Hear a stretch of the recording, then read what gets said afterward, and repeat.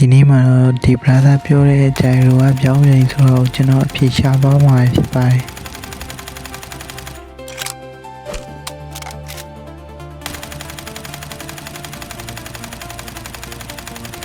ကျွန်တော်စီမှာတော့ပုံမှန်အတိုင်းပါပဲဗျအပေါ်ထောင်ရင်အပေါ်ဖြစ်ပြီးတော့အောက်ကိုဆိုင်ရင်အောက်ကိုဆိုင်ဖြစ်ပါတယ်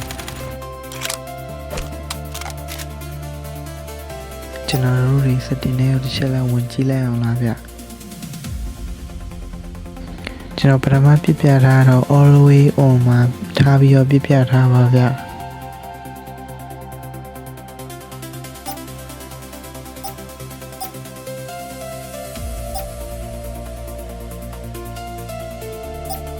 ကျွန်တော်အခု ADS ထားပြီးတော့ပြန်ပြကြည့်ပါမယ်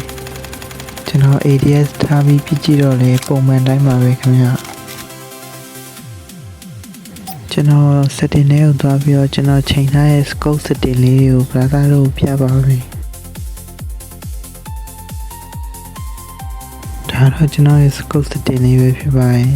အပေါ်ကတော့ ရိုးရိုး normal ပေါ့အောက်ကတော့ gyro အတွက် scope setting ပဲဖြစ်ပါတယ်ဒီ scope ချိန်တဲ့ဟာတွေကလေကိုယ်တိုင်စိတ်တိုင်းရချိန်ပြီးမှသွားပြတာအကောင်းဆုံးပါပဲခင်ဗျနောက်ဆုံးအနေနဲ့ချွန်ချန်လေးတစ်ခုလောက်ဝင်ပါအောင်မယ်ခင်ဗျကျွန်တော်စီမှာ Sources Man ကန်နီနဲ့အင်္ဂိမ်းနဲ့ short လေး item တွေကိုကျွန်တော်စီမှာယုံကြည်စိတ်ချစွာနဲ့ဝယ်ပြီးရရှိနိုင်ပါတယ်ခင်ဗျကျွန်တော်ရဲ့ video လေးကိုသဘောကျဆိုရင်တော့ like နဲ့ follow လေးလုပ်ခဲ့ကြပါဦး